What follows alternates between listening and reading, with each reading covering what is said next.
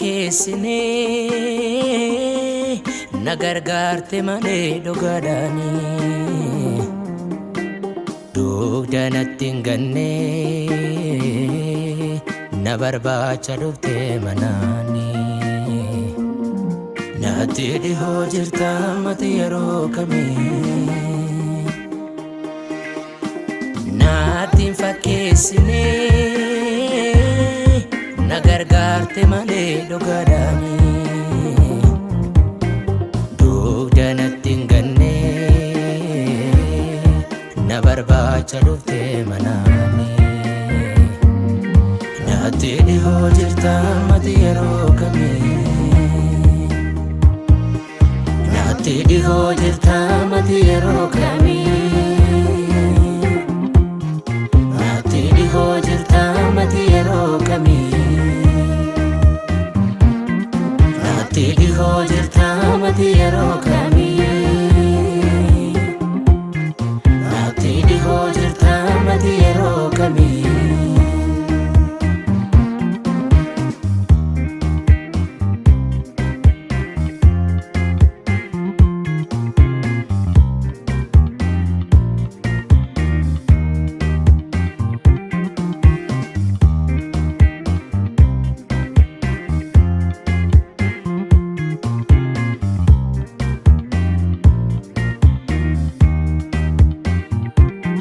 beektaho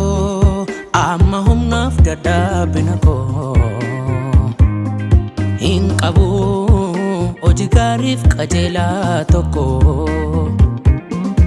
ofii keen gatamaa barbaadu jaalatte maqaa keen bakka bu'aa hunda naaf taate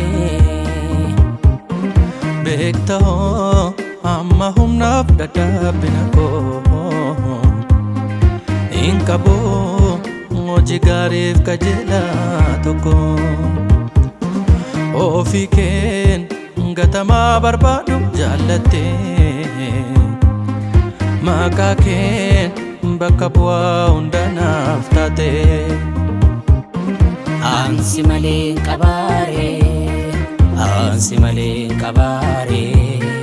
ansi malee qabaare ansi malee qabaare ansi malee qabaare ansi malee qabaare natti hin fakkeessine na gargaarte malee dhugaadhaani dugda natti hin ganne na barbaacha dhufte manaani natti dhihoo jirta mati yeroo kamii natti hin fakkeessine na gargaarte malee dhugaadhaani dugda natti hin ganne na barbaacha dhufte manaani natti dhihoo jirta mati yeroo kamii natti dhihoo jirta mati yeroo kamii natti dhihoo jirta mati yeroo kamii natti dhihoo jirta mati yeroo kamii natti dhihoo jirta mati yeroo kamii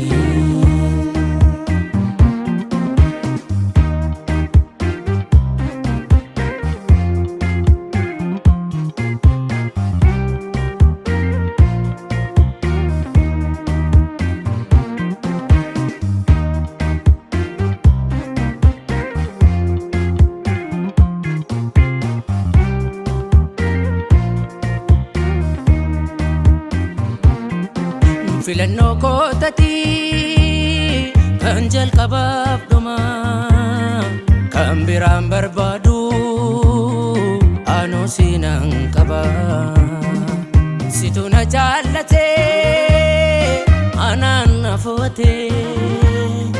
kunoo gatamaatu karaa kee dhaabate si malee eenyuun na jaallate si malee eenyuun na fo'ate si malee eenyuun na barbaade si malee eenyuun na jaallate